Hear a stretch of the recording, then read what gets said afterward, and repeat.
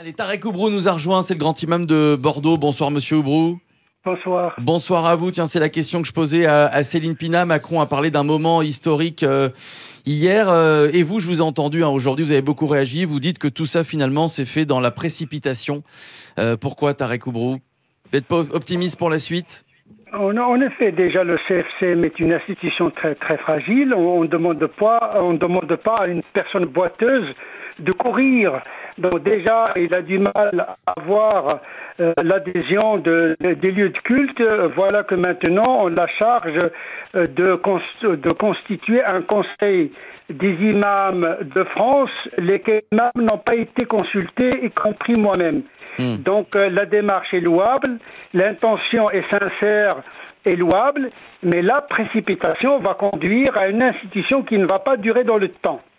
La question on veut combattre l'intégrisme et tout le processus qui mène vers le radicalisme. Aujourd'hui, l'intégrisme, il parle un français sans accent, voire avec un accent vernaculaire.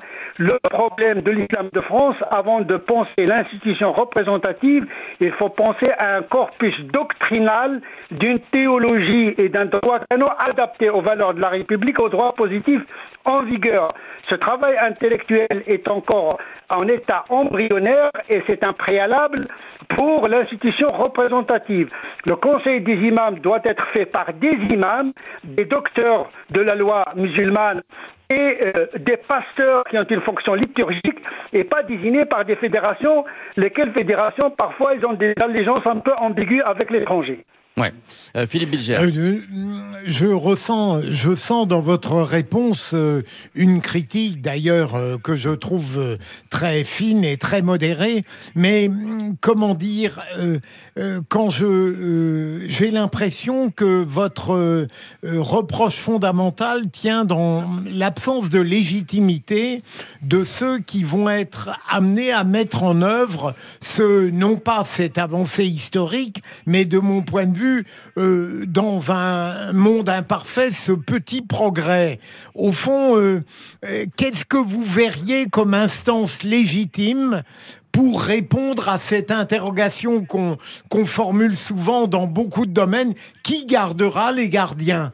Qui, à votre avis, sera légitime pour permettre les avancées que le président de la République souhaite et que, au fond, on valide dans leur esprit et dans leurs principes? Écoutez, quelle que soit la légitimité d'une représentativité cultuelle, cette organisation ne va pas représenter l'ensemble des fidèles. On le voit avec le consistoire juif, il ne représente pas toutes les synagogues. On voit même l'Église catholique, parfois il y a des églises qui ne se reconnaissent pas dans le discours du pape. C'est le propre de l'humanité. Oui, il faut une instance représentative du culte musulman. Mais ce que je reproche, c'est la précipitation et la démarche. Ce n'est pas du tout normal qu'on propose un conseil national des imams sans consulter les concernés. Tous les imams que je connais, des docteurs, des théoriciens, qui sont très intelligents, qui sont très dévoués, qui sont sincères, je les connais. Je suis peut-être le plus vieux imam de France, 40 ans de pratique de l'imama. Il y a une grande frustration chez beaucoup d'imams parce qu'ils ne se reconnaissent pas dans cette démarche. Pas dans la visée et l'intention, mais dans la démarche. Ouais. Philippe David. Mais ça pose question. Je crois que malheureusement, ça fait des années qu'on parle, le problème de l'islam sunnite. Et en France, 95%, peut-être, je ne sais pas, 98% des musulmans sont des musulmans sunnites et pas chiites. L'islam chiite a un clergé, à ce que je sache. C'est pas vrai. Ah bah c'est ce que j'ai lu. Non, c'est pas vrai. C'est une simplification. Ayatollah, il a exterminé tous les ayatollahs concurrents. Il y a des chapelles, il y a des dissensions. Le chiisme de l'Iran est un chiisme initialement pluriel où il y a un combat intestin au sein du chiisme. Cette réalité n'est pas connue des gens. Mais par contre, dans l'islam sunnite, si je ne m'abuse, il n'y a pas de clergé. Mais il y avait toujours eu l'invention de la fonction religieuse. En Égypte, on a trouvé un mode. Au Maroc, on a trouvé un mode. Au fil de l'histoire, le sunnisme invente des fonctions. Nous avons besoin d'inventer des fonctions religieuses à la lumière de la laïcité française. Nous avons besoin d'un travail théologien d'abord, sur la base duquel on va désigner la fonction de l'imam des cinq prières, l'aumônier, etc. Donc, c'est une question théologique, pas administrative. Non, mais je voulais en venir que, par exemple, quand en France, Napoléon a émancipé les Juifs, c'était avec le grand Sanhédrin, c'est lui qui a donné les conditions pour l'émancipation. C'est vrai. Et on va dire que c'était il y a 210 ans, à peu de choses près. D'ailleurs, c'est ce que fait Emmanuel Macron, puisqu'il a demandé au CFCM une charte républicaine. C'est ce qu'avait fait Napoléon Bonaparte. C'est ce qu'avait fait Napoléon. Je ne pense pas qu'il a eu le temps de la rédiger par lui-même. Non, c'est dans 15 jours que le CFCM doit lui présenter cette charte. Et donc, cette discussion entre notre auditeur, Chérif, qui nous expliquait, enfin, c'était son avis, qui disait que pour lui, les radicalisés ne se radicalisaient pas dans les mosquées. Céline Pina qui disait l'inverse. J'aimerais avoir l'avis de Tarek Oubrou. Tarek Oubrou. Non, je disais, il y avait un écosystème et que certaines mosquées y participaient. Je voulais juste donner une info. Rappelez-vous quand même sur la préfecture de police, l'assassin de la préfecture de police de Paris, ça avait fait beaucoup de perturbations avec la mosquée de la Fauconnière de Gonesse, dont l'imam était lui-même fiché S, par exemple. Donc, c'est pas systématique, mais en revanche, innocentait les mosquées. Ça, c'est vraiment une erreur aussi. Ça dépend de la mosquée, ça dépend de l'imam, ça dépend de plein de choses. Tarek Oubrou. Oui, tout d'abord, la nécessité d'un conseil des imams de France est une nécessité en soi, abstraction faite de la radicalisation, parce qu'il faudrait, d'une certaine manière, organiser le culte musulman. Par contre, la radicalisation se nourrit de plusieurs éléments. Il y a des imams qui ne sont pas forcément à l'origine des fanatiques, mais dont le discours peut inspirer le fanatisme. Le problème, c'est dans la lecture d'un islam qui était peut-être pertinent dans des cultures médiévales, mais qui cause de la rupture mentale entre le musulman et son monde. Donc il faut travailler au niveau théologique en profondeur. Et c'est vrai, comme il a été dit, qu'il y a une littérature qui conduit à une certaine martyrologie dévoyée, telle que le fait de mourir pour sauver sa famille. Mais on oublie de dire à ces jeunes que le martyr, c'est celui qui subit la mort et pas celui qui la cherche, sinon ce serait un suicide déguisé. Et donc, le problème, c'est qu'il faut que des concepts théologiques soient revisités, bien expliqués à nos jeunes. C'est ça le vrai problème. Bien sûr, il y a des imams qui tiennent des discours qui ne tombent pas sous le coup de la loi, mais qui donnent une nourriture et qui nourrissent dans les esprits fragiles la tentation de la séparation par rapport à la société. Il y a une théologie de la séparation, c'est-à-dire la distinction. Étant musulman, il faut toujours être distingué en érigeant l'ostentation comme une forme de pratique religieuse. C'est catastrophique et pour la société et pour la foi musulmane. Parce qu'une vraie foi, ça se vit dans la discrétion, pas dans l'ostentation. Il y a un discours qui, à l'origine, qui n'est pas extrémiste, qui est naïf parfois, qui est sincère, mais qui est catastrophique et redoutable. Ouais. Philippe Bilger. Je voudrais demander à Tarek Oubrou, il y a quelque chose qui m'interroge depuis longtemps. Il y a des jeunes qui se radicalisent en sortant de prison. Ils ont été des petits voyous condamnés pour des délinquances très ordinaires, regrettables. Et quand ils sortent de prison, non seulement ils sont capables de massacrer énormément de gens, mais d'une certaine manière, ça je peux encore le comprendre, mais ils sont capables, eux, de vouloir mourir en même temps.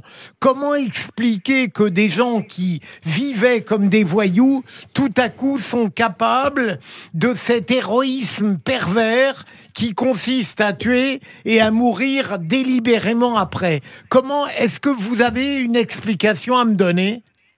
L'explication est dans une des paroles du prophète lui-même qui disait à ses compagnons: les meilleurs d'entre vous avant l'islam seront les meilleurs dans l'islam et les pires d'entre vous avant l'islam seront les pires dans l'islam. C'est-à-dire que l'islam ne change pas radicalement la substance ontologique de l'être humain.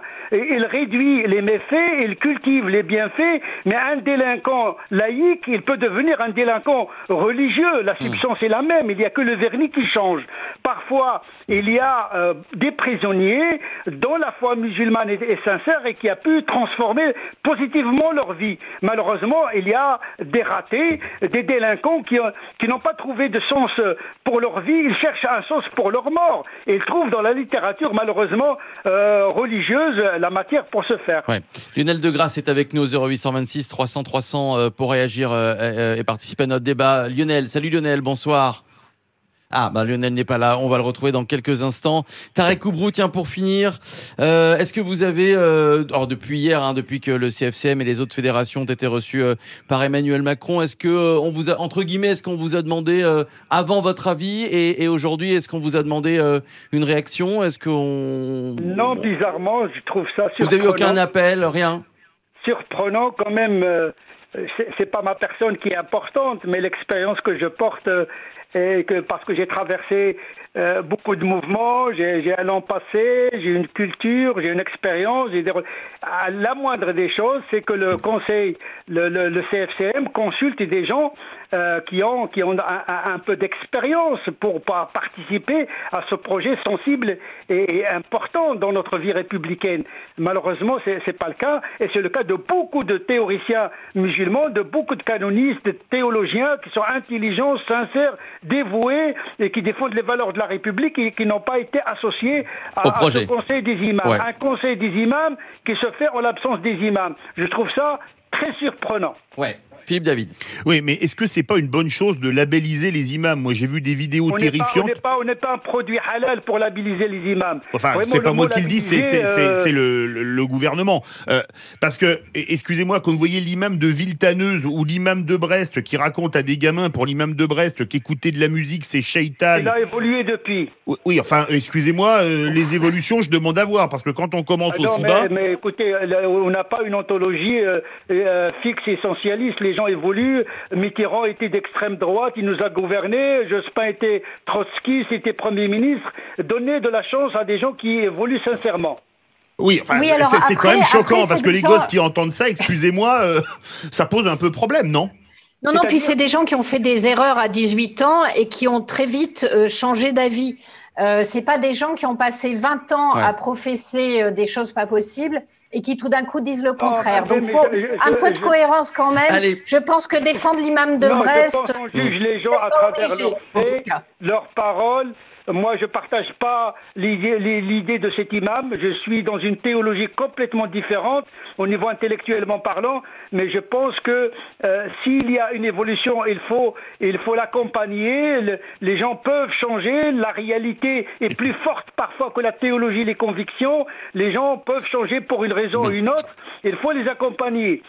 Merci. Oui, et il faut qu'ils le prouvent, parce que dire qu'on a changé, c'est bien, prouver qu'on a changé, c'est mieux. Il y a beaucoup de gens qui disent qu'ils ont changé, qui prouvent dans leur action qu'ils n'ont pas tant que ça changé.